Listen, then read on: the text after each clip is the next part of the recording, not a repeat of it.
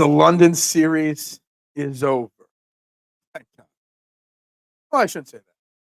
We're going to talk the highs and lows of the London series, Phillies versus Mets, the good and the bad, the ugly, the great, all of it.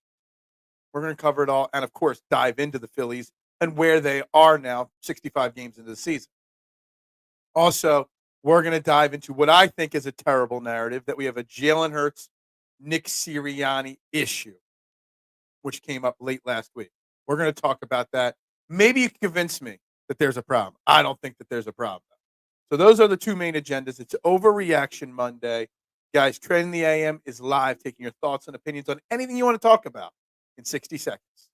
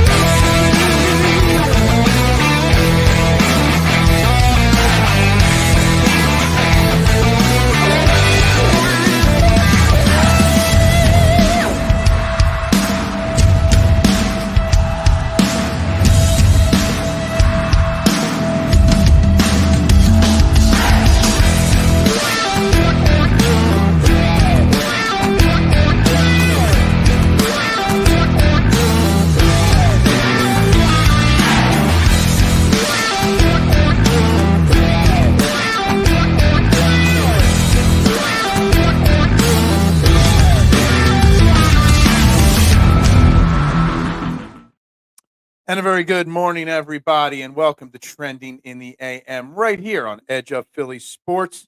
We are live, Facebook, YouTube, Twitter, Twitch. You know the drill. Wherever you are watching, hit that like, subscribe, share, follow button, whatever you can do to get as many people to find this great morning show here right on Edge of Philly Sports, guys. It is free to do it. It is free to share this show out. It does not cost you a thing to do it, and it helps greatly. We're going to talk Eagles and a terrible narrative put out there by one of the channels, and you know what we're going to do with that is people are going to complain about the narrative that these channels put out there. Well, if you're going to complain about them, then you don't have to watch them. Share out and help these smaller channels. Not that Edge of Philly is small. Help the channels out. It's free to do it by liking and sharing out content, by hitting that subscribe button. Greatly appreciate it. I'm Phil Stiefel, your host here every single morning at Beard of Knowledge. On any social media platform you can find me at, that's how you find me, guys. And we got a fun Monday morning here. Lots going on. The London series for the Phillies versus the Mets is officially over, which is good. Also, and while we're glad that the London series is over, there was plenty of positives to take from it. No doubt about it. Definitely some good things came this week, and there was definitely some bad as well. So we're going to dive into all of that today. And anything you want to talk about Phillies related, I'm going to bring up some pitching issues and questions, a lot of things. We're also going to talk about the Eagles today. Because one of the WWIP people trying to go out there and say that there's a Nick Sirianni and Jalen Hurts issue. I don't think there is. Maybe you can convince me otherwise. So that is on the agenda. Guys, make sure you hit that like button and that follow button, that share button, subscribe button, guys. Mike Green, first comment of the day. No overreaction here. We all have to face the Phillies aren't hitting. They're scraping by. And why isn't anyone talking about JT Real Muto? He's like 3 for 30. But we want to get right into the negative end, and that's fine. That's perfectly fine. Of the Phillies versus the positive. They obviously split their series in London. Almost felt like that had to happen that way. The Phillies are not hitting, Mike. They're not. Their bats are silent. I'm on one day's box score. Let me pull up the team and the schedule. So they scored 5, 7. They scored 12 runs in London. But before that, they had scored a total of 7 runs in Milwaukee. 4, 6. I don't know if the offense is not hitting as big of a narrative as it seems.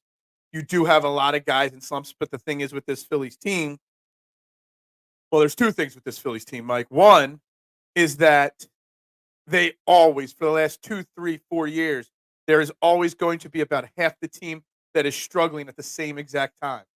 That is just the way the Phillies do it. They get 2 or 3 guys really hot, and then at the same time, 2 or 3 guys really cold. They're never all really clicking at the same time. It is what it is. JT is struggling. JT is getting beat up like hell behind the plate right now. Like, he really is. So you might have a little excuse written in there. He's taking a beating. He catches more games than anybody else. The rest of the offense, and I see Nick Castellanos' comment from Mitchell Poo. Nick Castellanos is becoming the most disliked player in Philly. I don't know. It's weird because every time you think Nick Castellanos is falling off, he goes out and has a big game. And he didn't have a good weekend out, like anything special out in London. But I want to pull up his personal splits. I think he's been better lately. I think. I'm on career season long, not the right page here. Hold on a second. That's splits. There's game log. That's what I was looking for on ESPN here. He's hitting 250 in the month of June. He hit 229 in May. And he hit 183 in April. So he's trending upward. It's just not trending upward enough for a guy making Nick Castellanos more so than Kyle Schwarber or some other players. Nick Castellanos is this team's Tobias Harris, a guy paid probably a little bit more than he deserves, who does good work but not great work compared to the contract.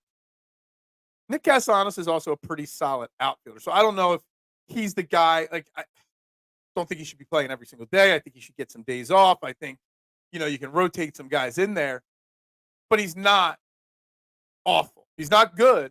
He's just not awful.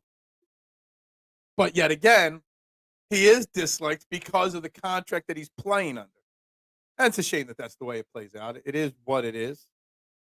It's the way it happens. But back to this comment here, the offense is struggling, and that's why the pitching being so good right now. And obviously, Jose Alvarado was terrible yesterday, and Gregory Soto wasn't much better. It happens, whatever. For the most part, the pitching has been great. The bullpen has been fantastic. The starting has been great. So when the offense is struggling, that's what a great, well-rounded team does.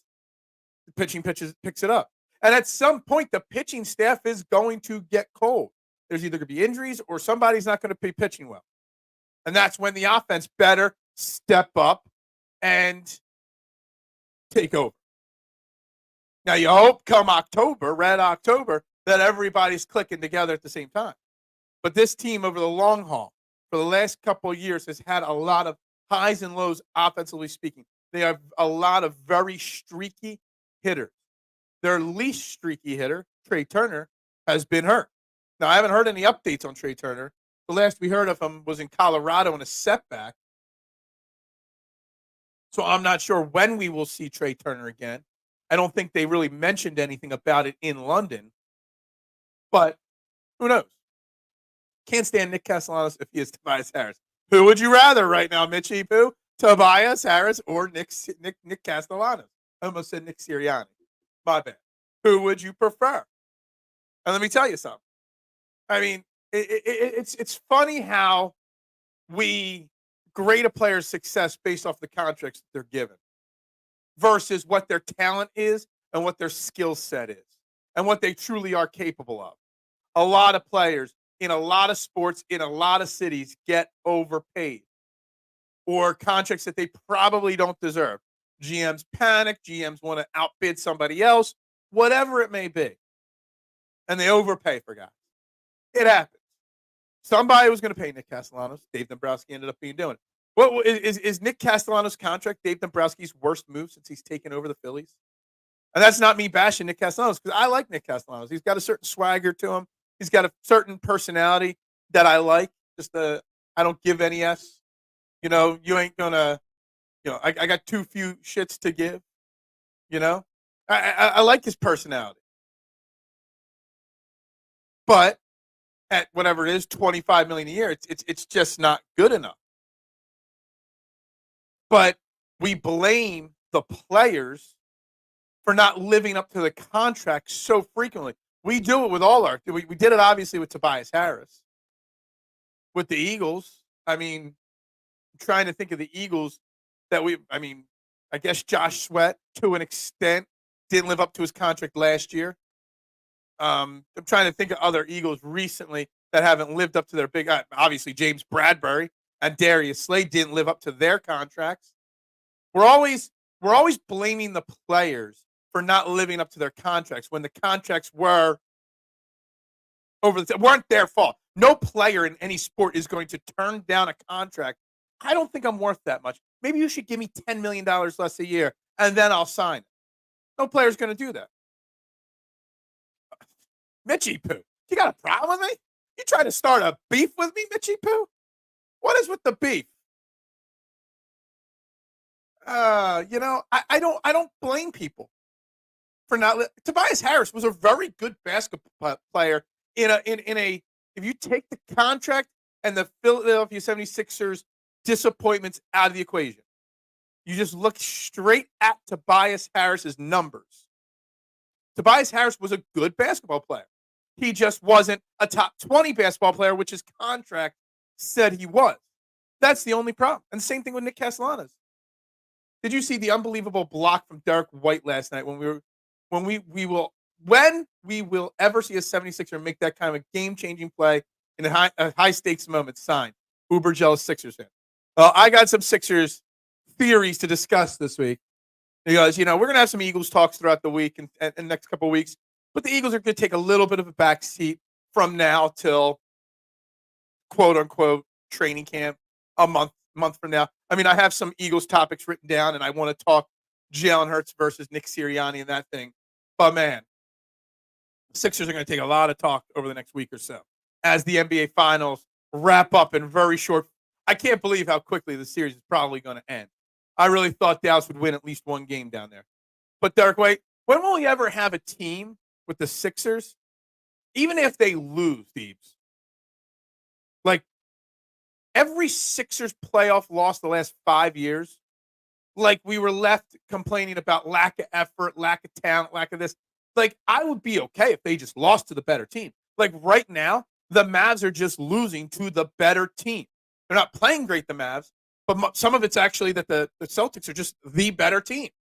When will the Sixers just play great and just be the better team? Or if they lose because they were just flat out beat. If you get what I'm saying there. What's up, Joe? Good morning. Happy Monday. Hope you had a great weekend. It's a beautiful weekend. I took the top off the Jeep. I cleaned out the garage so I could pull the Jeep in. Guys, it's going to be a beautiful weekend. So let's make sure we keep the narrative as positive as possible this week. Because it's going to be beautiful out, so it should be beautiful here. The U.S. Open starts this week at Pinehurst, number 2. A jam-packed fairway to heaven tomorrow night with that. Many teams would be struggling without a starting outfielder and a $300 million catcher hit in 18 straight. Other players are stepping up. Look, the Phillies have questions, things I want to address. First, I do want to talk about the London series itself. And first off, I love the 10 a.m. start time yesterday. What better thing to do than wake up, make your coffee, and watch some baseball? Then the baseball game ends, and you could do all your outside stuff, do whatever you want. Gotta love it, okay? I love 10 a.m. stuff, sporting events. It's great. The Phillies showed up and showed out. The Phillies fans showed up and showed out. You gotta love all that, okay? The Phillies fans were phenomenal. Bryce Harper, big play, monumental slide to kick it all off with the home run.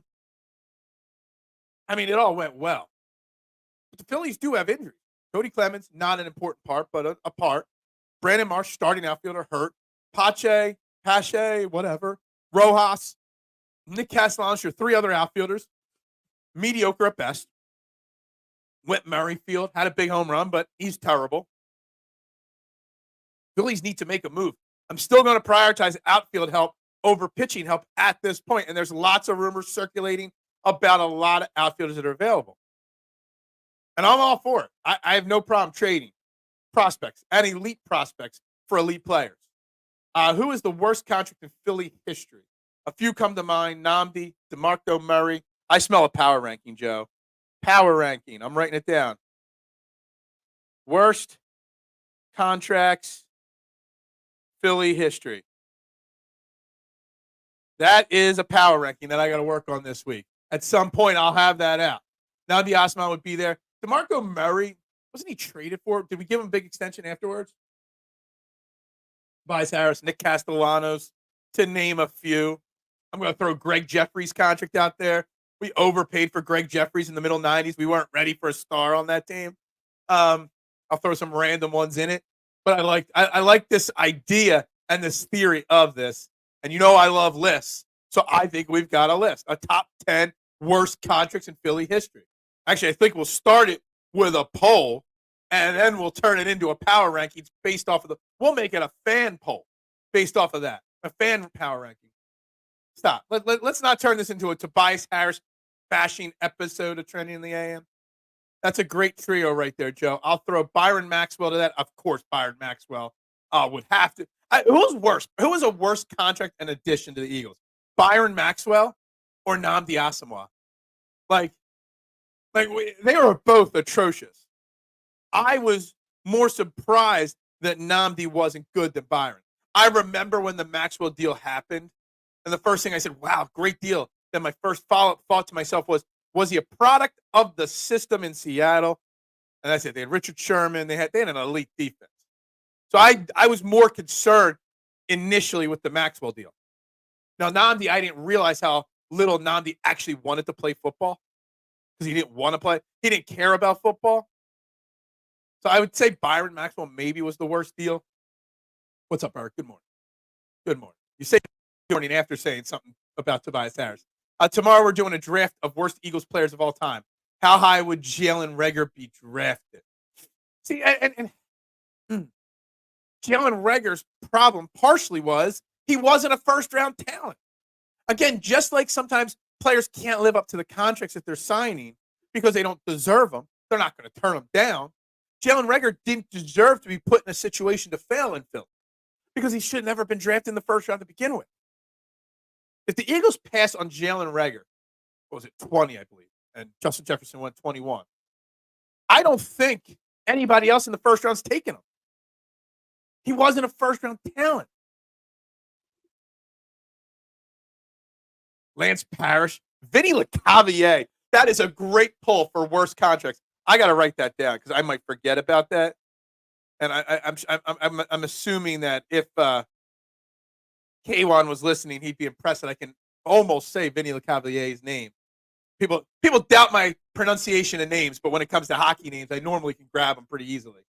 You could put Derek Barnett in there. Also, I know I'm going to get killed, but Trey Turner's contract. I don't know about it. We're not even 2 years into that contract. Trey Turner's a crucial point. Trey Turner was a borderline MVP caliber season before he hurt his hamstring. Feels like it was like ages ago. Trey Turner might be 2 or 3 years from now. We might say it's a terrible contract. But right now, Mike, I can't say that if we win a World Series, I won't say that. No coffee beer. What? I'm sorry, I don't understand that one. Maury's Sixers are like the scene in Friday when Smokey says, y'all don't have anything that matches peanut butter, no jelly. And B, no three-point shooting, Sixers, no toughness. Man, we're turning this into a Sixers bastion. When Dombrowski is your GM, you're oftentimes going to win the chip, but you will be left with some expensive over 30s to deal with. Didn't like the Trey Turner contract, but he has mostly delivered. Yeah. You also know when you've Dave Dombrowski's your GM, prospects are going to get traded. And that's what's going to happen. We are going to trade several of our top 10 prospects before the deadline to get an outfielder, a starter, or a reliever, depending on what they feel their need is. What is the Phillies' bigger need? A starting pitcher? What the heck happened? I'm sitting here playing with my pen. What happened to the half of my pen? There's no tip to my pen. I was just writing notes down. What happened to the rest of my pen? Didn't even see it break. I hope I got another working pen here. Let's see. Does this pen work? No. We'll use a pencil. Starting pitching or relief pitching. You saw Alvarado blow the save, and I don't want to use that moment to bring up an Alvarado negative, but I've never felt Alvarado was a true closer.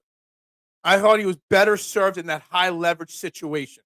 But in Rob Thompson's style of managing a bullpen, he doesn't have a typical closer. You see him closing. You see Jeff Hoffman closing from time to time.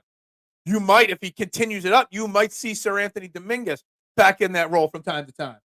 Do we want the Phillies to have a set closer like last year with Craig Kimbrell, who then blew out? I don't know. You can never have too much bullpen help, but between Matt Strahm, Dominguez, Alvarado, Hoffman, there's so many guys in this bullpen that are pitching well. Do you need a fifth starter? Do you really trade much for a fifth starter? If Chris Sanchez and these guys keep pitching well, we could survive with Taijuan Walker as the fifth starter. We really can. Realistically speaking, he pitched okay yesterday. For 4 innings, he looked like Cy Young out there. Nnamdi was worse. He came in as one of the best in the league and looked like 2023 Bradbury. See, the thing is with Nnamdi, it was a one thing. He just didn't want to play football anymore. He wanted one final payday, and that was it. Byron Maxwell, I don't think ever was good. Byron Maxwell was a system guy. And he fit because after we got rid of him and moved off of Byron Maxwell, he went back to Seattle and played pretty solidly.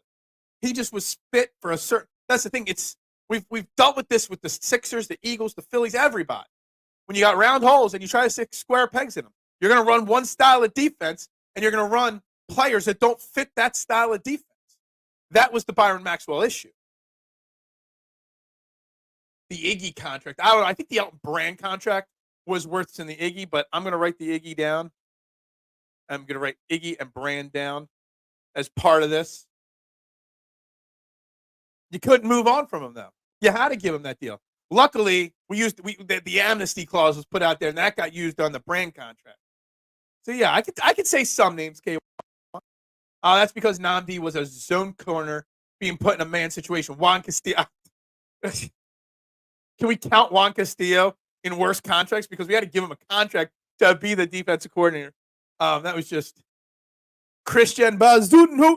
Whether it's right or wrong, that's how I will always say it, K1.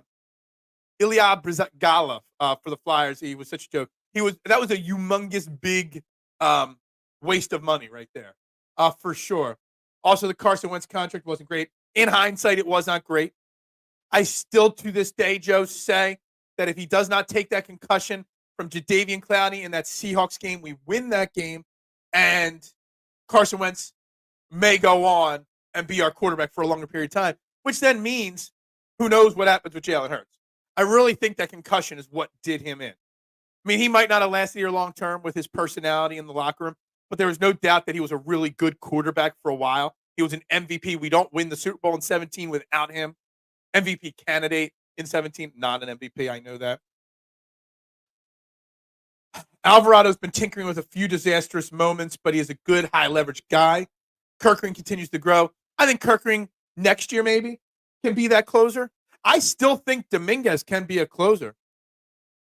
I do. If he can stay consistent. Dominguez has looked great. He has literally given up one earned run since the start of May. We're like in 7 weeks, like 15 outings, one earned run. So the bullpen's good. Alvarado as the prototypical, I think he's got more saves than Hoffman right now. I just don't like him in that position. I'd rather you stick to Hoffman even though Hoffman's not long-term proven as a closer. Just stick Hoffman out there in every ninth and have Alvarado in the 6th, 7th, 8th, wherever you need that key out. That's just my opinion. And I think Orion Kerkering can be that guy soon.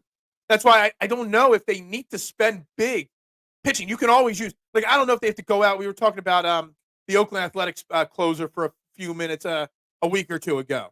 Like, I don't know if you need to go out there and dump 2 top-end prospects for a closer. You might be okay. I'd rather give up 3 top-tier prospects for an elite outfield, in my opinion. Bench depth, in my opinion. Anything else? In that situation. I got one for you. Who was the better coach of the Sixers? Doc Rivers, or Larry Brown? Larry Brown. I actually saw there was a Facebook memory recently on Facebook. And Facebook, it was when obviously the Sixers were in the playoffs. So it was when they had fired one of their coaches. I think it was before the Brett Brown and the process era. And there was a rumor floating around that they were going to bring Larry Brown back. And I was so excited for that, and it didn't happen. No one, how has no one said Ben Simmons? I don't know. Ben Simmons will make I think it's just obvious that Ben Simmons was a bad contract. Obvious. So I think everyone's just avoiding the obvious and trying to dig deep for these deep cuts. And I think that's it. And, it's funny. We're getting a second flyer on this list right off the bat, Chris Gratton. We're going to have a deeper conversation about this once I've got the list put together. I might have to get not a top 10 list. This might have to be a top 20 list. I mean, whatever list you do come up with, it isn't as bad as the Albert Hainsworth contract. Watch, that was a bad contract. That was really bad. We could do this, and then someday I could put together worst contracts of football of all time or something like that. Yeah, it was not good. Not Larry Brown, Brett Brown. Oh, Brett Brown. I was a Brett Brown guy. I liked Brett Brown. Because he couldn't ever hold Ben Simmons accountable. I think you take Ben Simmons off the team and you put Brett Brown there, maybe they do something. But he could never that connection with Brett Brown's dad and the fact that he knew Ben Simmons, when he was a kid. They had that connection, so it was very hard for him to properly manage Ben Simmons. But Brett Brown versus Doc Rivers, I don't know. Didn't Luke Richardson get a big contract? Maybe. I'm forgetting that one. I'm not sure about the contract there. 80-year-old Larry Brown would do wonders with this team. He puts great staffs together. Larry Brown, is Larry Brown, I know he was coaching in college, and then didn't his college team get shut down or something like that? It was SMU, right? I want to say that vaguely rings a bell from a couple of years ago. But I would bring Larry Brown in even as a consultant. Hell, Larry Brown is one of those guys that just doesn't live long-term in a city because he's such a hard-nosed guy. But if he can make Allen Iverson, of all people, buy in, I think he can do wonders with this six. I would just bring him in. Nick Nurse, just bring him in and let Larry Brown run training camp or something like that. Get these guys in. Good Lord, that max to Elton Brand was god-awful. What was worse, Elton Brand or Andre Iguodala's contract? I think it was Elton Brand because Elton Brand got that contract coming off of a torn Achilles with the Clippers? And he played 8 games, if I remember, at the end of that season with the Clippers, coming back from that injury, and he looked slow and old. And the Sixers gave him that huge contract to pair with Iggy. Just hold on a second. Let's backtrack for a second. That Elton Brand, Andre Iguodala contracts, they were max contracts. That was only 10 years ago. Max contracts back then, I think it was 4 years, $68 million. 4 years, $78 million. It was less than $20 million a year. And that was the max contract literally only 10 years ago. Just think about that. That's just think of how max contracts have changed in the NBA in a very short deal. Their time. Kevin Ollie was Larry Brown's coach on the floor. Yes. Is Kevin Ollie still coaching? He was at UConn for a little bit. I know he's not there anymore. I don't pay enough attention to college basketball anymore, but I want to say that he's not coaching anymore. I don't know. Brand was a bowler though. No, that was the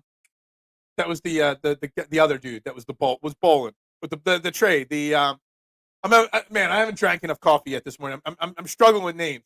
It wasn't Brand the bowler. The guy we traded everything for. It failed, and then not Kwame Brown. No, the Lakers guy. Never played. Why can't I think of his name right now? Start the process. He was bowling when he couldn't play basketball. Bynum, Andrew Bynum. Thank you. Why am I drawing so many blanks this morning? I don't know what's going on in my head right now. I love Larry Brown's comment on Phil Jackson taking the Lakers' job. If he had any guts, he'd have coached in Vancouver. That's great. I love that. I forgot about this comment. I've heard it. I forgot about it. Truth. There's a lot of truth in this, K1. For sure. Oh, the Kenny Thomas contract, that was bad. Greg Buckner, too. No, that Kenny Thomas. I don't know if the Kenny Thomas would rank in the top 10 worst contracts of all time. Maybe if we did it just strictly on the Sixers, it would be top 10 worst time. But in all of sports, knowing we got Vinny LeCavier, Chris Gratton, that we got Iggy, we got Brand, we got Asamoah, we got Maxwell. Like, there's a lot of bad contracts. Castellanos. There's a lot of bad contracts that have come through Philly. Kenny Thomas would be like me making a comment about Greg Jeffrey's bad contract. Andrew Bynum. Yeah. Kenny Thomas, what a disaster. I don't even remember what I thought when Kenny Thomas was signed. Like, it was so long ago, and I just don't even remember. Guys, real quick, let's pay a bill or two here real quick, and let's start with the great SherryTickets.com. Great moments don't just happen; they happen with you in the crowd. SherryTickets.com is easy to use and has no hidden fees. The price you see is the price you pay. Pay less, play more. SherryTickets.com. If you use an exclusive promo code EOP10 at checkout, on top of the no hidden fees, you save an additional 10%. Why would you use any other ticket reseller? Get those hard-to-come-by tickets at SherryTickets.com. Theater, concert tickets. You could have gone to the Kenny Chesney concert this weekend by checking out SherryTickets.com and using EOP10. If you need a more personal touch, call them, 610-494-5050. Just make sure you let them know EOP. Train the AM is where you heard them. Remember, don't overpay with the rest. Save with the best. SherryTickets.com. Promo code EOP10 for 10% off at SherryTickets.com. Next, we got the great PhillySportsTrips.com. Want to go to Brazil and risk your life? Well, book your trip through PhillySportsTrips.com. They offer premium travel and tailgating experiences for the best fans, period, us Philly fans. Phillies, Eagles, Flyers, Sixers, Union, you name it. Day trips, weekend trips, week-long trips, they got it. Sign up at PhillySportsTrips.com. Tell them EOP sent you. Tell them you heard about them on Trending in the AM. Coming up in July, a great trip to Chicago to see the Cubbies play our Phillies. They've got a tailgate experience, Italian and Heritage celebration at Citizens Bank Park on August 14th. I'm thinking about this one personally. You can pre-deposit now for trips to spring training to see our Phillies next year. They got a great trip here to Pittsburgh. You can go get some Permani brothers and watch the Phillies take on the Pirates. Used to be a huge rival back in the early 90s, late 80s, Phillies Pirates. They even got a great Philadelphia Union trip. Make sure you check them out, PhillySportsTrips.com. And back to the guys, make sure whoever's watching, wherever you're watching, hit that like button, that subscribe button, that follow button, that share button. Please, please, please, I beg you, hit those buttons. Let's go. Share this out. Get as many people involved as possible, guys. I don't think the Mavs win a game. It breaks my heart. But I thought it was going to be a long, tough series. But, man, maybe they get the gentleman's sweep, Boston, which I hate that term, gentleman's sweep. It's like saying that the winning team gives them a game just for shits and giggles. But maybe the Mavs win a game. But, man, Celtics are dominating so far. That's come on, give me a curve. Great on a curve. Kenny Thomas wasn't so bad here. What did Billy King? Billy King, if I had to give up the power rankings of guys that have rubbed me the wrong way, Billy King would be number one because Billy King brushed me off. I was at a wedding in Philly. This was just after his time, I believe, with the Sixers. But we were both in the valet line waiting for our cars. I was coming out of a wedding. Who knows what Billy King was doing there? He was not at the wedding. Didn't ask for an autograph, and this was before cell phone cameras, so I didn't ask for a picture or anything. I said, "Yo, what's up, Billy?" And I gave him a little, reached out to give him a little fist pound or a little air pump and everything. And Billy King looked at me, turned around, and walked to the far side of the waiting line. Like, yo, all I did was say, "Yo, what's up?" Didn't criticize you. So Billy King has always been captain of the DTM. And if you watch Fairway to Heaven, you know what the DTM list is. Okay? So Billy King did nothing for us ever. Andrew Bynum started the process. Brazil. I'm a big fan of Eagles. Good morning, Little G. What's up? Risk your life. Yeah, you like that ad read there? I had to throw a little joke in. Look, we know what's going on with Brazil. Do we think there's any chance that the NFL sees what's going on in Brazil and all the recommendations they're making to the Eagles and the Packers about this game? Do we think that there's any chance that Maybe the NFL rethinks this and reschedules the game somewhere else. Maybe. I'm just thinking out loud. There's got to be a thought process going on there with that, right? The Nuggets, Rockets, and Sixers agreed to a three-way trade Wednesday that sends James Posey to Houston, Kenny Thomas to Philly, and Mark Bryan and Art Long to Denver. You did not remember that off the top of your head. You had to Google search that, just so you know. I doubt you had that information in the back of your head. Billy King specializes in moving bad contracts and keep leaving them hanging around longer. Carlos Williamson, Chris Webber, Glenn Robinson. DC, part 2, yeah. You always got to say DC, part 2. Billy King did take down multiple franchises. Billy King, what's he doing, with his life now? Like, I haven't heard his name in a long time in any NBA circles. The Sixers upgraded their talent at power forward, where Bryant and Long were receiving little playing time behind Keith Van Horn and Brian Skinner. Did you write an article like all these years ago and you're pulling out your article from it? The Sixers are kings at non-needle moving trades and signings. Yeah, pretty much. No grading on the curve. You are the great one. I am the great one. Damn straight I am. You know who's not the great one? The people watching Trey in the AM this morning, because there's not enough likes, there's not enough shares, not enough subscribes on these channels and shows. Guys, let's go. Get more people involved.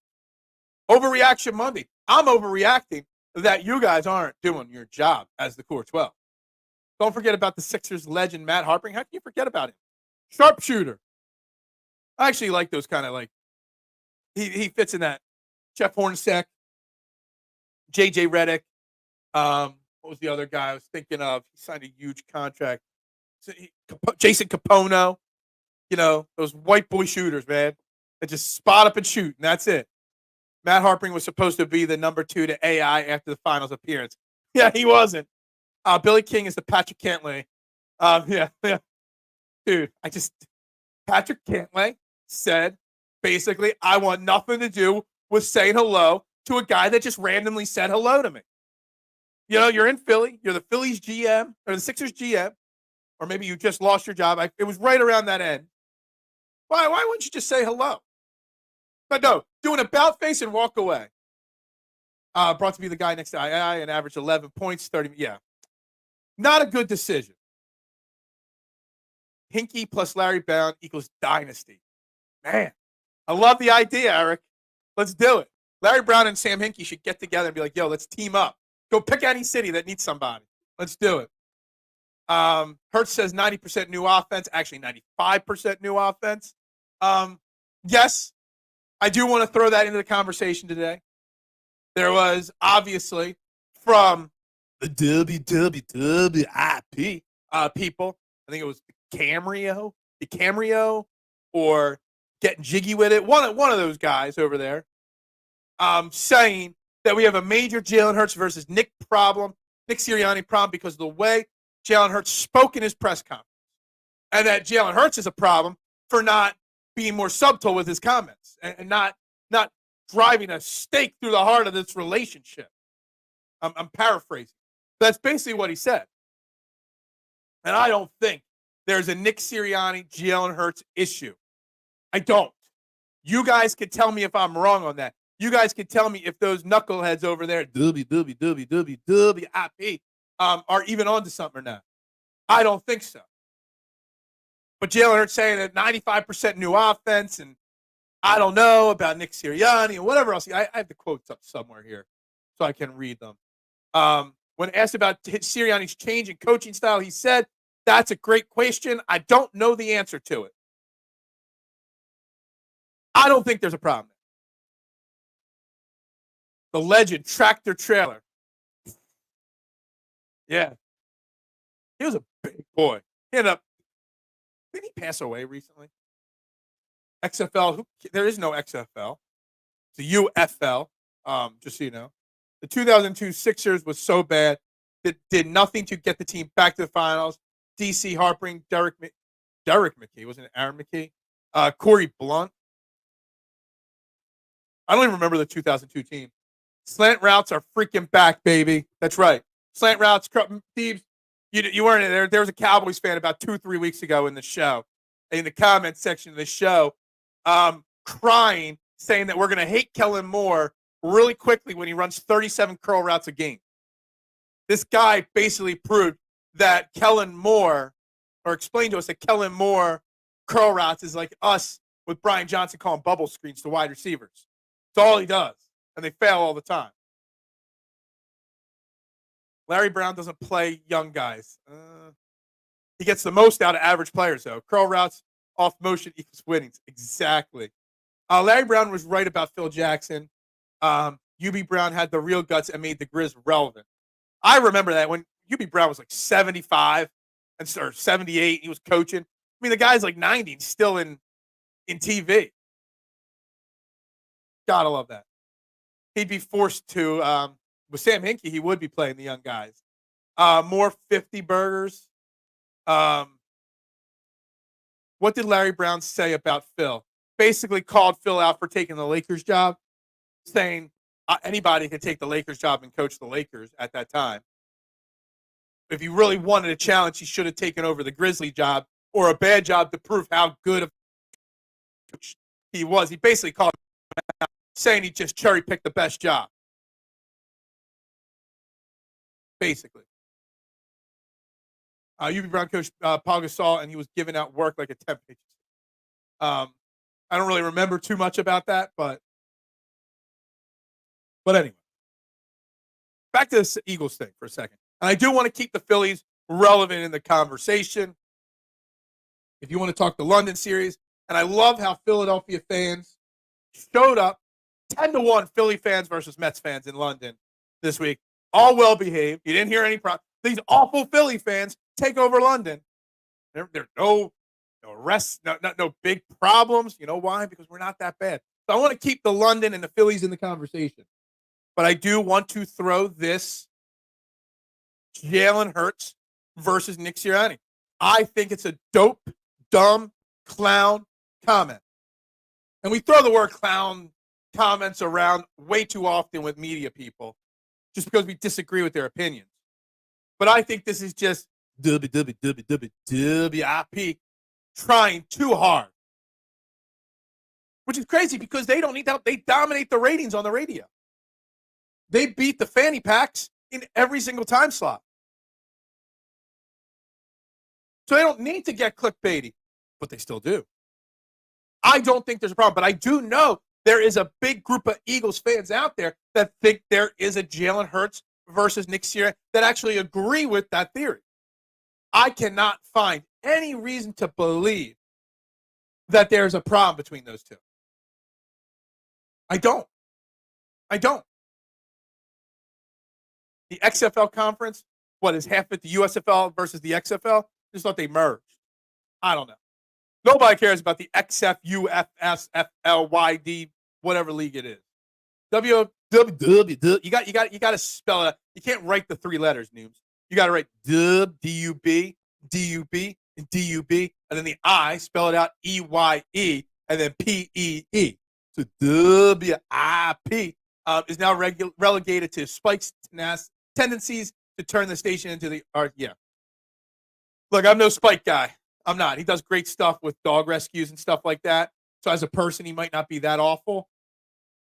But I don't get having him to be the one that replaced Marks.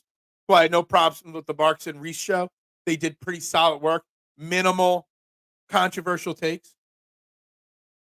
Rookie Paul Gasol was so good. Lakers Paul Gasol was elite with Kobe. Yeah, Paul Gasol, and he was super smart, right? Wasn't he like studying to be like a brain surgeon, or was that his brother, Mark Gasol? One of the Gasol brothers was like studying before they played in the NBA to be like a brain surgeon or something. Like they were super, super smart people, that family. Nick finally get fired soon. Stop. Rights to Ricky Sanchez was good in the beginning to me. Now I can't tell you the last time I even clicked on something from them, let alone listen to them. It's got to be years, man. It's got to be. WNBC. That's where my WIP came from. WNBC. Stop projecting. McDermott gets the axe after the season. Exactly. I already told you guys at the end of last season, then Sean McDermott should have been on the hot seat. But he's getting another year with another coordinator, one less wide receiver. Not sure how that's going to work for McDermott, but, I almost said Dougie McDermott, but it's Sean McDermott. You got to put your fingers under your arms when you say, superstar. Yeah, I got you. I haven't thought of superstar in a long time. Molly Shannon. Right? Molly Shannon? I think it was Molly Shannon. I think I'm right on the Molly Shannon there. He was studying to be a surgeon. He chose basketball over it. But I watched somewhere where Paul says his heart is still in being a surgeon. I want to say it was brain surgeon. It could have been a different type of surgeon. But yeah, I mean, he was super, super smart guy, like beyond belief smart. So you gotta love that. You gotta. I mean, I think he chose basketball was the right choice. Now you can go back and be a surgeon. Now his career's over. Who knows? Spike had to go to New York just to prove to everyone his dad didn't get him the job in Philly. Look, the Eskin family tree. It's something that really is tough for me to discuss. I'm not a huge Spike fan. Right to Ricky Sanchez was good, but him as a show host, I actually haven't listened to BIP since he's taken back over. But when he was there before, I couldn't stand him. And Howard Eskin, it's so hard, mister, for me to discuss him because he's become a cartoon character of himself. But 25, 30 years ago, I respected the hell out of him. He was one of the guys I aspired to be like. 80s, early 90s. Listen to him. The great sports debate on the sports channel. I loved him. So it pains me to see Howard Eskin fall off so far over the last 5, 10 years. It pains me when a lot of these guys, these older guys, turn into clickbait versions instead of doing what got them to the top, which is have great sports debate and great journalism. The clickbaiter, I get it. The young crowd, that's what they want to do. They want to make their name for themselves. But when legends turn into something that they shouldn't be, it always is. It's hard for me. So I want to call Howard Eskin a clown sometimes. But then I remember years and years of listening to him in the car on the radio with my dad and just sitting on the edge of my seat for everything he's got to say. It's one of those tough things for me. Joe could really benefit from Powell's tutelage. That man's basketball IQ is through the roof. Yeah. There's a lot of guys that Joel B could spend a lot of time studying their game to improve it, their work ethic. Gasol. I could throw Brook Lopez out there. Brook Lopez has turned into an elite basketball player throughout his career. Went from a good big man to a defensive player of the year that can shoot and still score and do everything else. So some of these guys were great basketball players and great centers, and but they weren't the focal point of the offense like Joel. And again, we got a Joel Embiid conversation coming this week, a very deep and important one.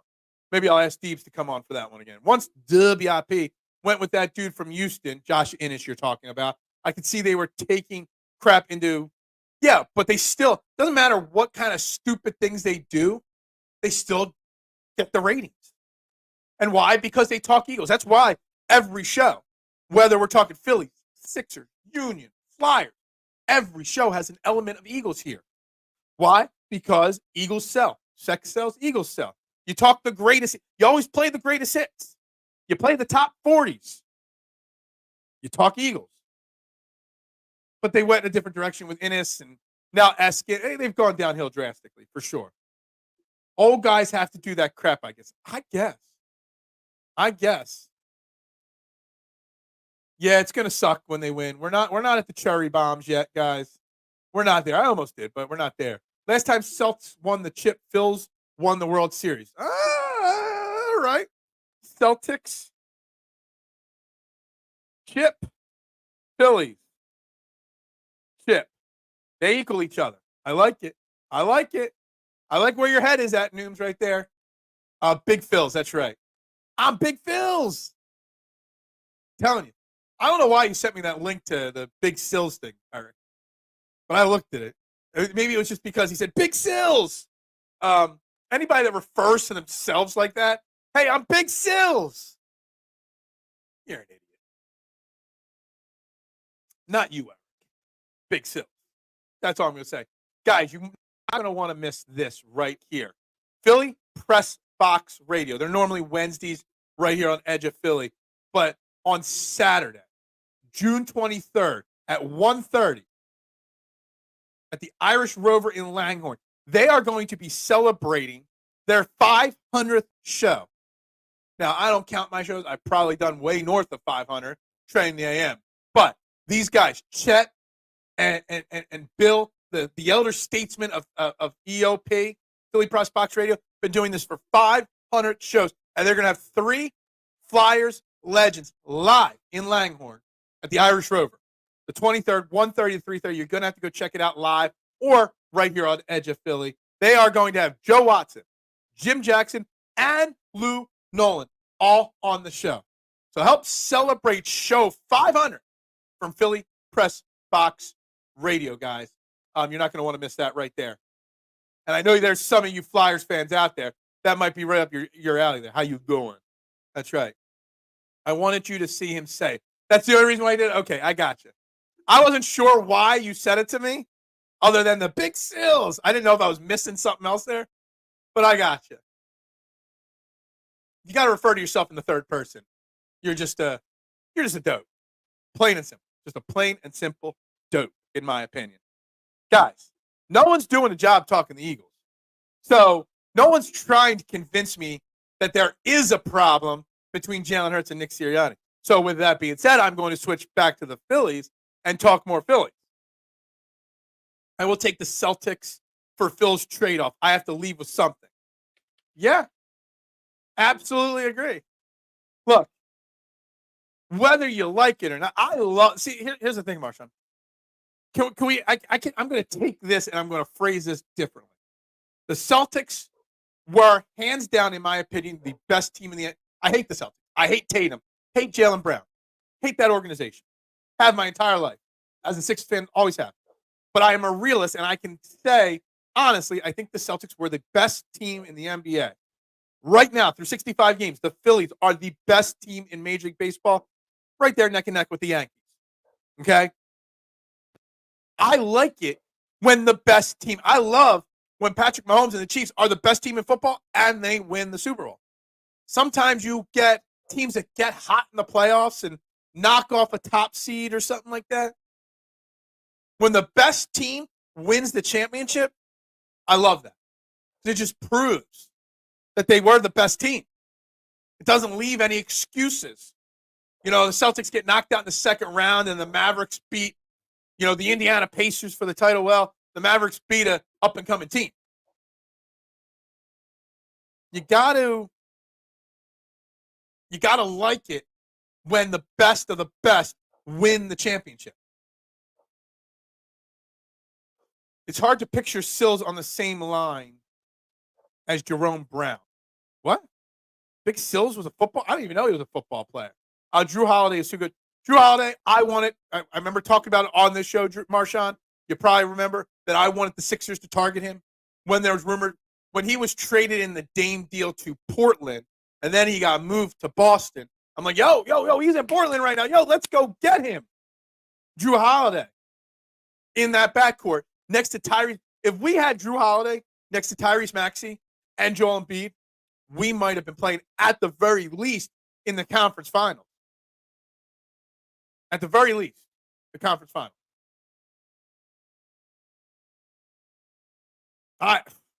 Drew Holiday is one of the most underrated players in the NBA right now. He does it all. He's a great defensive player. He could drop 30 if you need him to, but he doesn't mind sitting back and dropping 15 a night. He is one of the most well-rounded basketball players. And on top of all that, he's a fantastic human being. Him and his wife have done so much good to raise money for cancer research.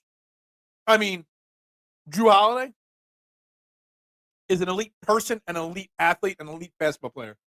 Michael Carter Williams never. Yeah, I get that. We talked to Michael Carter Williams recently because of an article he published. He self-published an article. I don't know if it was in the Player Tribune or somewhere else, but I read it. And I'll write it down. I got to reread it again. I told myself. The mental stuff that he went through, the depression and the life story outside of basketball, kind of makes me not want to crush him as much anymore, because he was really going through it personally, and that definitely could have played a factor in him not living up to the hype. It's not, no, not yet. We're waiting for a right moment. Listen, if you had that easy of a road to the finals, I think Glenn could have pulled off another chip. The Celtics have had an easy road to the playoffs, but also you got to give them credit that they are just the best team. Just saying. Sills played for the Hurricanes and the NFL. Just ask him. I don't listen to him. I don't think I've ever listened to more than 5 minutes of him, because since I found out who he was and seen him on Twitter, I can't. I don't follow him. The only time I see his stuff was when people send it to me. Kyrie plus Embiid and Maxey would have swept the Knicks. Absolutely. Kyrie or Drew Holiday with Embiid and Maxey, we would have gotten to the conference finals for sure, in my opinion. Drew is someone we should have paid and never did. Yeah, Drew could have been a Sixer for life. Drew could negotiate an end to the war, and he probably could. Drew is, we talked about Pau Gasol and how smart he was. Drew's a super intelligent man. Super intelligent man. To add insult to injury, if Drew wins finals MVP, both him and Iguodala will have finals MVP. Drew Holiday's got 2 NBA titles in the next week or so. Iguodala has what, 2 also? Breaks my heart.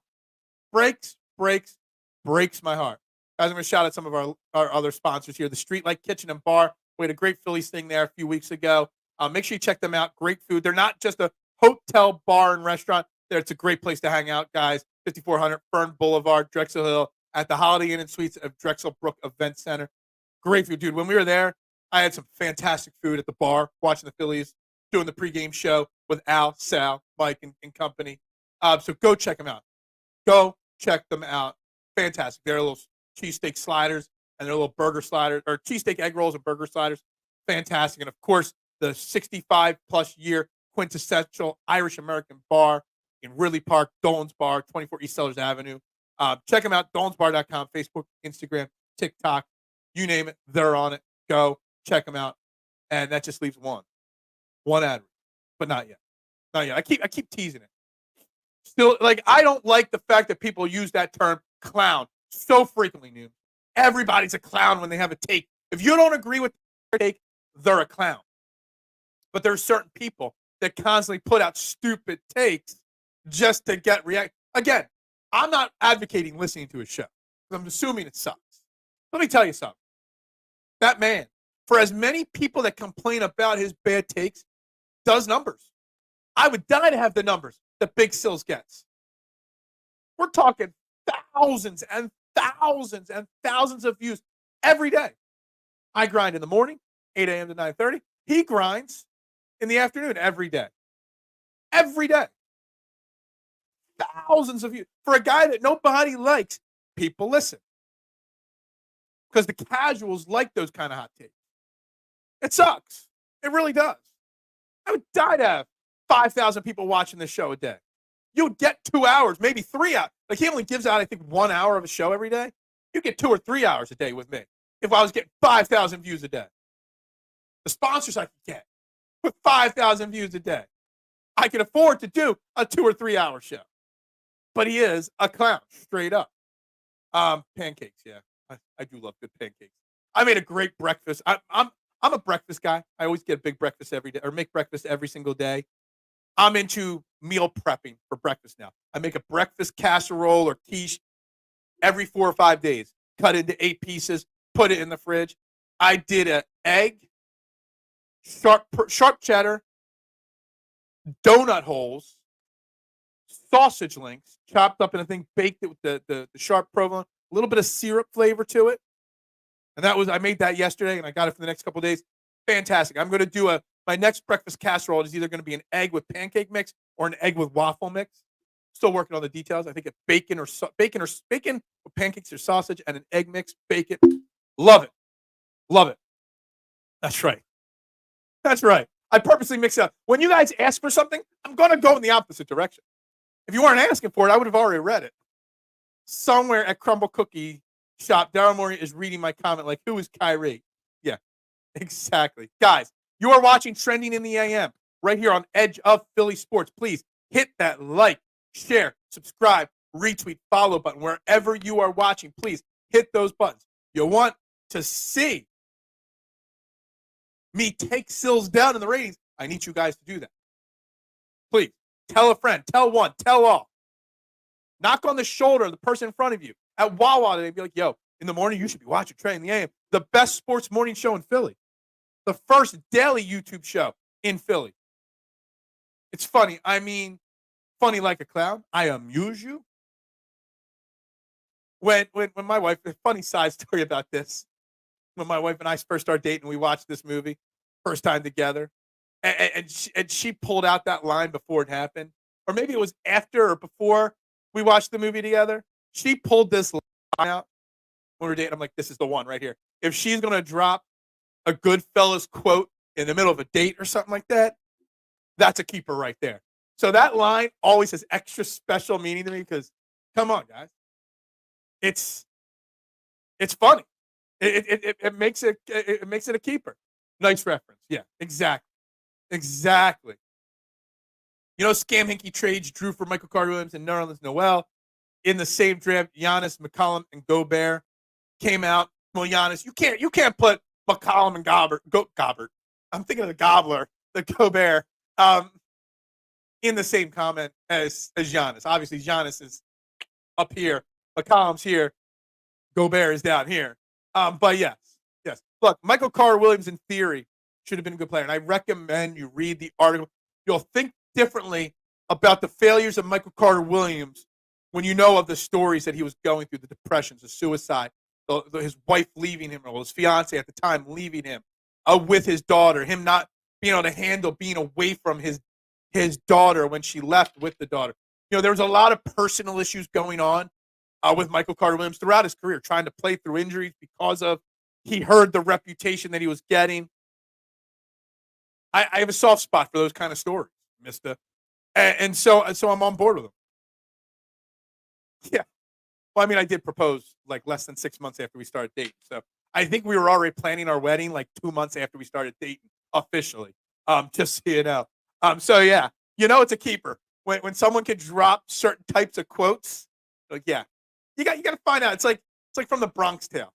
You know, if the girl reaches over and unlocks your door, that's the sign she's a keeper.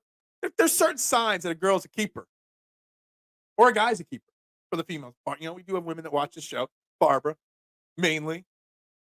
There's signs when somebody's a keeper. Her unlocking the door for you, dropping a Goodfellas quote to me. That's what makes a keeper. The Gobbler. Where's Pat? Pat, yeah, where's Patty Boy? Patty Boy. You made me put your head in a vice. Oh man, guys. All right, it's that time. I got it because we only got 25 minutes left today. So the time everybody waits for, not for me to talk, but the time everybody waits for is when I mention the Cherry Law Firm. If you get hurt at work in a motor vehicle accident, personal injury, or affected by criminal law, call David R. Cherry of the Cherry Law Firm. He is here to fight for you and get you what you deserve. He's a well-established, dedicated personal injury lawyer built on the promise of aiding the seriously injured throughout the state of PA. Give him a call, 610-565-0300, or go to cherryinjurylaw.com. Let David R. Cherry fight for your rights. Again, 610-565-0300, or go to cherryinjurylaw.com. I think I covered everything in my section there. Guys, how many cherry bombs do I see? There's 3 out of 5 comments, cherry bombs. That's what I like. There is a great show topic. What makes a person a keeper? I love it. I'm writing that down. A person, a keeper. Dude, I got so many notes written down for things to do after this show. to prep for news shows, to prep for social media posts. So many things written down here. And this is a great one. I love it. This is a thread that I think could get some real fun on social media with. Mitchie Poo's been here all show long. We know it. That chart, I think my opening Sherry Tickets read was better than that. You guys are just partial. For some random reason, you guys love that, but I don't get it. I don't get it. Now, that's a name I can get behind. David Archer. You can get behind David Archer? Yeah, there you go. Guys, things in the final 20, 25 minutes to remember talking about. Phillies Mets London series over. The big question now is, how do they respond now going to Boston and Baltimore after this trip? All the fanfare, all the media obligations, playing on that turf. Can't be good on the knees. Will the Phillies see a downward tick? Not spiral, because I think they're too good for that. Do we expect them to have any form of a drop-off against some tough opponents and coming off that London trip? Do we? I'm concerned about it. But I still want to keep giving props to the Phillies fans, players, team. I mean, we see videos of Rob Thompson buying beers and doing shots at bars. We see Bryce Harper taking pictures with fans throughout town. Love the way the Phillies showed up. The Mets, I don't know if you guys saw this. I didn't see it till Friday afternoon. There's a picture of the advertisement for the London series in London, and the picture of the Mets players had players that hadn't even been playing for the Mets for years on it. Because that's how little people care about the Mets. The Mets normally travel well, but no Mets fans were out there. There are a few. But here's a question for the London series as well. The London series was about growing the game abroad, right? Internationally. Getting more London and England and British people to follow the game of baseball. But I would say 60% of that stadium was Phillies fans from Philly that traveled across the pond for a little vacay. Like, we didn't really get like a stadium full of Londoners learning the game. We got a stadium full of Phillies fans with a few London and Mets fans mixed in. Just say. A woman who was a sports fan and a gamer, yeah? Well, my wife was not a sports fan. She still is not. She's learned sports for me, but she's not, and she's definitely not a gamer. She almost became a gamer, my wife. But babysat my friend's kid for a weekend once. This is years and years ago. He's already graduated high school and all now. He was like 10 at the time, and he brought his Xbox. And I forget what game, one of those Call of Duty, or it was one of the games. I forget what game it was. One that you go from fighting in the army that to fighting, you could switch it over to zombie mode or something like that. And my wife got hooked that weekend playing with him. I thought I was going to have to go out and buy her a video game system. She didn't stay hooked on that. If you could tell the Luca Brasi story and she doesn't run away from dinner, she's a keeper. I like that. This is going to be an interesting thread on Twitter about this. They lost to the freaking Mets yesterday, but they won the game one. I think there's some questionable managerial decisions in yesterday's game. You know, pulling Taijuan Walker a little too soon, maybe, in hindsight. Using Gregory Soto in that point, in hindsight, not good. Alvarado being the closer, not a fan. If Hurley joins Lakers, does LeBron bolt? I don't know. I think that's an interesting question. I don't know if he's the right choice. And I keep hearing all these Lakers. First, it was J.J. Redick was almost a lock. Then he wasn't. Now it's Hurley. He's like a near lock. That was like 5 days ago. Like, I don't understand what's going on in L.A. with their coaching search. Philly frauds? What? Stop. Fox loved the Mets. They were, dude. They loved the Mets. And if I had hear 5 more minutes of Yankees talk during a Phillies Mets series, Phillies Mets game, like seriously, those announcers on Fox and the announcers that Fox and ESPN put over there were some of the most dull, boring announcers. You sent your B team because you still had Sunday Night Baseball. You should have sent your A team out there, just so you know. The announcing this weekend for that series was atrocious. I will say again, I love the 10 a.m. start time. I wish the NFL would give us a 10 a.m. or 11 a.m. start time. Bump the 1 p.m. games to either 10 or 11 a.m. Bump the 4 o'clock games to like 2, and then bump the 8:30 time slots to like 6. Dude, I would be stoked, and I'd be able to be in bed by 10 o'clock on a Sunday. They kept finding a way to see how they could make the playoffs. Yeah. I want to see LeBron move to the 4 going forward. I mean, for the Sixers, are you talking about her? He's going to bolt and come to the Sixers? Is that what you're getting at? Last night was the first time I saw Ohtani play. That guy's the best baseball dude. Shohei Ohtani is such a special hitter. And the fact that he's an amazing pitcher when he's not hurt as well, worth every penny of the $700 million. And if I was Dave Dombrowski, if I was John Middleton, we had no chance of getting him. But I would offer him $1 billion, honestly. I would just been like, yo, here's a bill. Blank check. Come play for the Phillies. Ohtani got $700 million. Biggest contract in sports. Well, maybe there's a soccer player out there somewhere that might make more than that. I don't know. But when and what sport will the first $1 billion athlete get? Will it be baseball or soccer? Because with salary caps, it'll never happen in basketball and football, at least not anytime soon. But when will be the first $1 billion contract? Ohtani got $700 million. You got to think less than 10 years from now, someone will get a $1 billion contract, right? Luka was a savage. Luka. It's Luka. It's Luka. If you know, you know. What if Ohtani's interpreter rats him out over the gambling thing? That's kind of gone under the radar, disappeared from conversation. That did not cause any distraction to Ohtani whatsoever. He's still playing fantastic baseball. He's hitting the ball. He doesn't play the field, and he can't pitch, but he's a great hitter still. It hasn't distracted him whatsoever. It's crazy.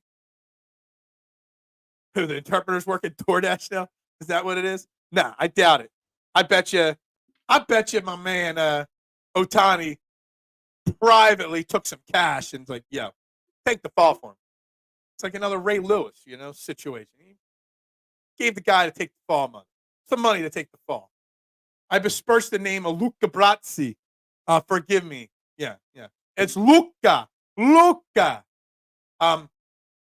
Przinsky does a good job. AJ Przinsky. Luca gave his life for his family. Yes.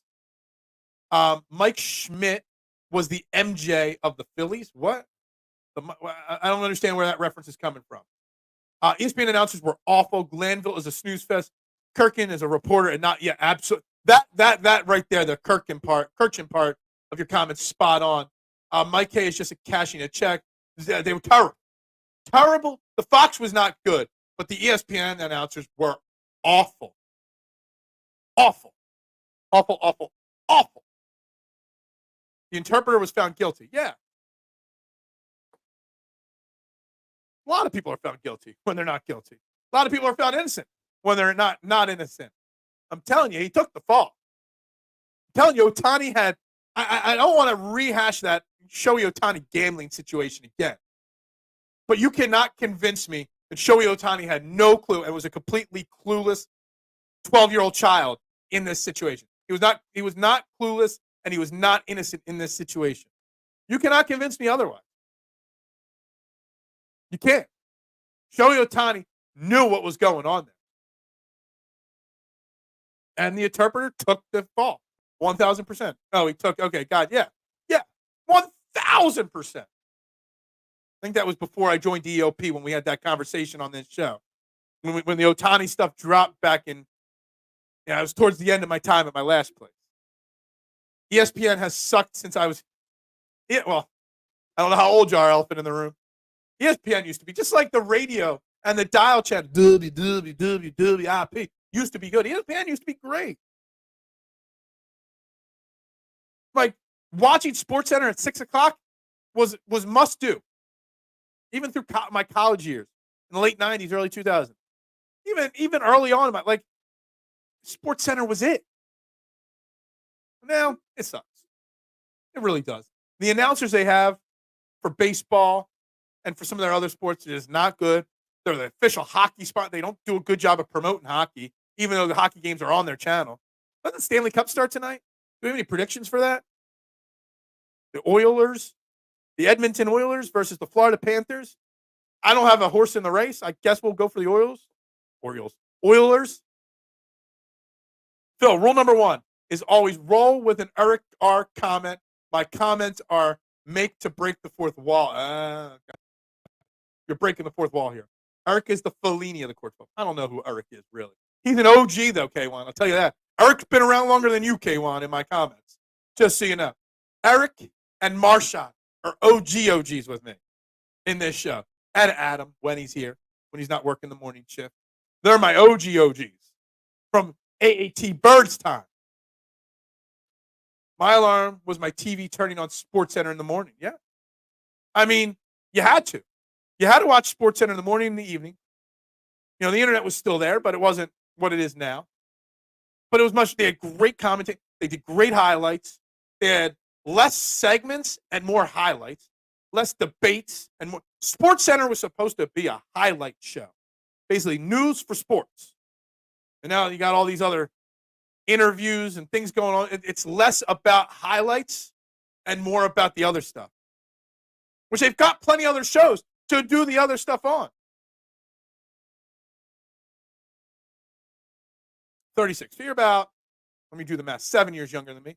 I remember when it was must-watch sports stuff, then you turn it on and have a 25-minute insert how Jimmy jumping over the fence. Oh, man.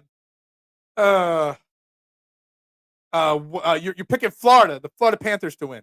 I don't know who's the better team. I don't know who's the favorite to win the Stanley Cup. I'm just going to give them. I got some friends in Canada that are big. Well, most of them are Toronto Maple Leafs fans, but, you know, for the country of Canada, I guess I'll go. I don't know. Something about the Florida Panthers. I'm thinking I don't like the Florida Panthers for some reason. I don't know why, but I'm thinking I don't like them. So I'm going to go the Edmonton Oilers. I hate the Oilers. You know what? I'm going to change. I'm going to pick the Panthers just because I can't differentiate in my brain the Orioles and the Oilers. I just can't do it. If you want me to talk baseball, I'll say Oilers by mistake. If you want me to talk hockey, I'll say Orioles by mistake. I can't differentiate the two. So you know what? For that purpose, I'm picking the Florida Panthers in 6. That's it. If he was your Highlander, you want to be him? I want to be Duncan MacLeod of the Clan MacLeod. On Highlander note, I think Highlander, the TV show, was better than Highlander, the movie. Hot take, bold take. Just going to say, on a movie, we love talking movies here. I don't remember what the site's called now because I don't have it up at this second. But there is this site that I absolutely love on Twitter. And they do these threads. Here it is. All the right movies, okay? It's on Twitter, AT Right Movies. It's a fantastic account to follow if you're on Twitter. All the right movies. And they basically do the threads of like the making of a set movie, okay, or a certain movie. And the one they posted, I think it was today. Yes, today. Okay. Today is the 30th anniversary of the release of a very interesting, like, you know, a really great movie, Speed, Keanu Reeves, and Sandra Bullock, Dennis Hopper. A lot of great cast in that. So what they do, there's 46 tweets about the making, casting, and editing of that movie. And it was fantastic. Keanu Reeves was not the first choice to play the role of Jack. What was his name? Captain Jack. I forget what his name was in the movie. Fantastic thread. I recommend you all find that Twitter page account and follow it. They did an awesome one on, let me go back to their page here. The one they did the other day on the Untouchables was fantastic. They did one on the Truman Show a couple days ago. But the 30th anniversary of Speed is today, of the release of Speed. It's fantastic. I think back to that movie and how even as a young man 30 years ago, that would put me at about 13, 14 years old when it came out. I knew how unrealistic that bus jump scene is. And they actually show in this thread a clip of the unedited version of what they did, how they made the bus jump, and then they cut it down and edit it, CGI, whatever. Fantastic. Keanu Reeves did 90% of his stunts in that movie as well. That's who I'd be. Yep. You'd be Sean Connery. I just don't agree. Florida may be the best since the 93 Habs. Okay. I don't know. I haven't watched hockey this year. 100% has to become goated off that Highlander hot take. Valgents, you are the president. Look, let me tell you something.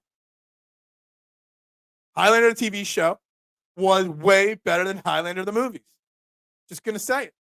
It's a bold take, but I love it. Speed's 30. Ghostbusters is 40. I know. God damn, Al, we are so old.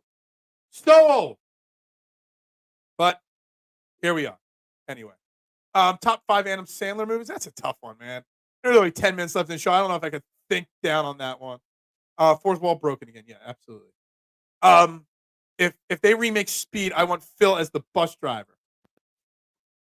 Sandra Bullock actually went to prepare for the role and learn how to drive a bus and got her bus driving's license to make it look as realistic, but edited out because of green screens and whatnot.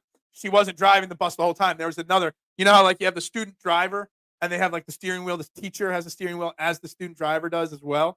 They had a secondary bus driver behind her driving the bus, just helping her out, just in case, just so they know. If they remade Speed, I'd probably be the captain, or I'd be the villain in it, probably. I don't know if I'd be the bus driver. I don't want to get shot early in the movie and lay there dying the entire movie and then survive at the end. Like, I don't know if I want that. I don't know. I'd be that idiot. It's like, oh, I've already been to the airport. I don't want to see that again. The dummy, the goofy guy. Here's a side one on Speed. Before Sandra Bullock was cast, they considered casting young Ellen DeGeneres to be the lead female role because they wanted the original writing and production and write-up of the movie had the role as a comedic sidekick kind of role, not the serious Sandra Bullock role and love interest role that we saw. Ellen DeGeneres was one of the favorites to land the role. Think of how different that movie would have been without Sandra Bullock and having Ellen DeGeneres playing it in a comedy way.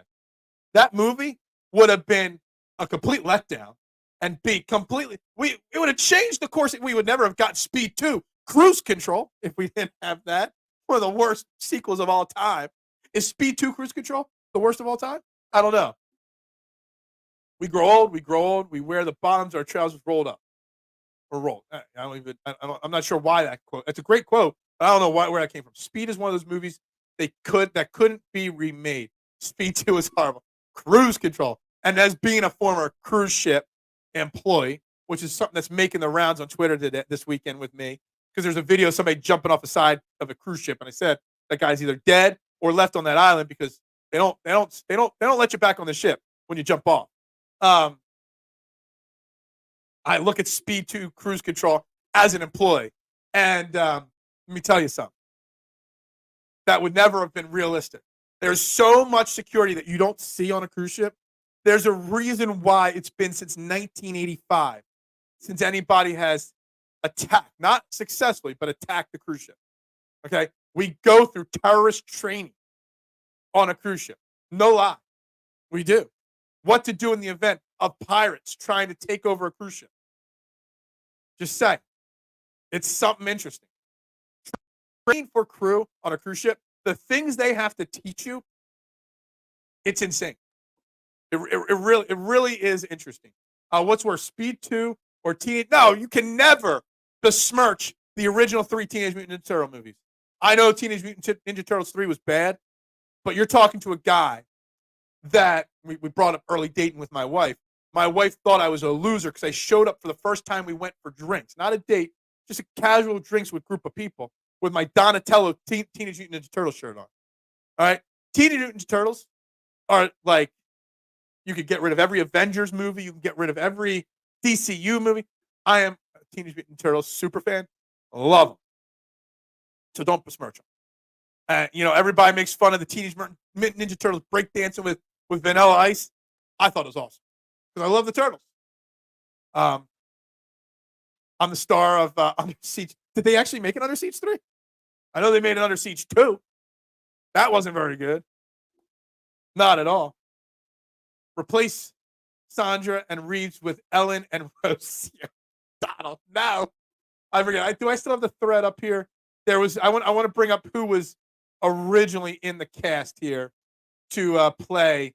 Jack Nicholson almost played the bad guy, or Jack Nicholson. Robert De Niro turned the role down of the bad guy. Ed Harris was almost played Harry in the movie. I'm trying to find. Outside of Ellen DeGeneres, other names considered for the Sandra Bullock role: Alyssa Milano, Meryl Streep, Halle Berry. They all turned the role down. So then they went to Ellen DeGeneres. Then they changed it to a serious role. I'm trying to find where they clicked the other names. Okay, here it is. The original Jack Traven. The role was originally offered to Richard Grieco. He turned it down. Stephen Baldwin turned it down. Woody Harrelson turned it down, and then they went to Keanu Reeves. So Woody Harrelson, Stephen Baldwin, and Richard Grieco, they were the original three characters picked to play the Jack Traven character. Just little bits of tidbits there on that movie. Originally, it also was going to be, I had to keep it over 20 miles an hour. 3 was horrible, but nothing compares to Speed 2 Cruise Control. It is one of the worst movies of all time, probably. As the closest Phil ever got to Renaissance.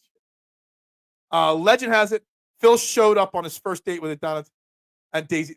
No Daisy Dukes. No, it wasn't a date. It was me meeting, hanging out with her brother and her and a few other people for drinks. And yeah, I had a Teenage Mutant Ninja Turtle shirt on. It was a little tight. I was a little skinnier back then. I had a little bit better definition in the muscles back then. So I could get a little tighter of a shirt. I still have that T-shirt. And I pulled it out when we moved. And I was unpacking things because there were some boxes at whatever. And I saw it for the first time in Asia. I'm like, this shirt wouldn't fit a 12-year-old anymore. It's been shrunk so many times. I can't throw it out. It's the first time I hung out and had a drink with my wife. I would keep that show forever. She almost didn't want to go out with me again because of that shirt alone.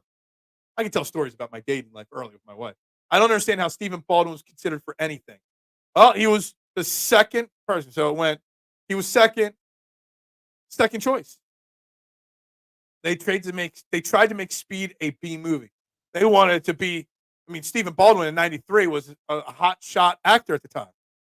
A lot of the choices, Jack Nicholson, they wanted, They wanted Halle Berry. They wanted the hottest actors in Hollywood in this movie. Needless to say, you didn't get lucky. No, not that night. Not on my first official date either. I made some missteps early at the dating game with my wife, but she kept me around. I didn't have a 4-pack. I had a 2.5, 3-pack, something like that. Something like that. Guys, it's time we got so off topic, which means we can continue talking Jalen Hurts and Nick Sirianni tomorrow. We can continue talking Phillies tomorrow. We're going to start some Sixers talk this week as well, guys. Richard Grieco, greatest movie was Night at the Roxbury. Such a bad movie. Would that be Night at the Roxbury? Would that be top 10 worst movies, spin-offs of Saturday Night Live things? A very defined near build. Yeah, it was getting to the beer belly. It was post-cruise ships. I was in great shape. I can't help it. Guys, we got to start the wrap-up process here of Trending in the AM right here on Edge of Philly. Guys, you got to make sure you hit that like button, that share button, that subscribe button, that follow button, that retweet button, wherever you are watching. Not nearly enough people, without even looking, I can guarantee not nearly enough people have done their job and hit that like and subscribe button. It is free to do it. It doesn't cost you a thing. Not asking for super chat tips. I'm not asking for Venmo tips or PayPal tips. I'm asking for likes, shares, subscribes, and you to tell a friend, phone a friend. Use one of your lifelines. Go on Who Wants to Be a Millionaire? And your first lifeline is to call a friend and be like, yo, did you see what Phil talked about today on Trending in the AM on Edge of Philly Sports? That's what you got to do, guys. That's what I need from you. I'm going to beg you. I'm going to implore upon you. I'm going to ask you. But also, you want to be subscribed to the Edge of Philly Sports because we are 7-day-a-week programming. Fantastic content every single day. Guys, can't say it enough. Tomorrow, Fairway to Heaven, 6 p.m. for the U.S. Open. Third golf major of the year is this week. It's Father's Day weekend, which means it's U.S. Open weekend. So you're not going to want to miss it. We're going to have a jam-packed show talking about how you can solve the Scotty Scheffler question. To play or not to play him in fantasy golf. To bet him or not to bet him. And how do you do it? I love the U.S. Open because literally it's the only golf event that any of us could try to get into. All you got to do is qualify. Go to regionals and qualify. We can all play in the U.S. Open if we wanted to. Something about that just appeals to me. It does. Very few real amateurs have ever qualified. But I love it. Who wants to be a billionaire? No, I'm the furthest thing from a millionaire, just so you know. FYI. Guys, we got to wrap this up. Trey and the AM right on the edge of Philly here. We'll be back tomorrow. Who knows what the title topic will be? But we got lots to continue talking right here on Trending in the AM on Edge of Philly Sports. With that being said, we always end the shows with Go Birds, ring the bell, and guys, bubbles up.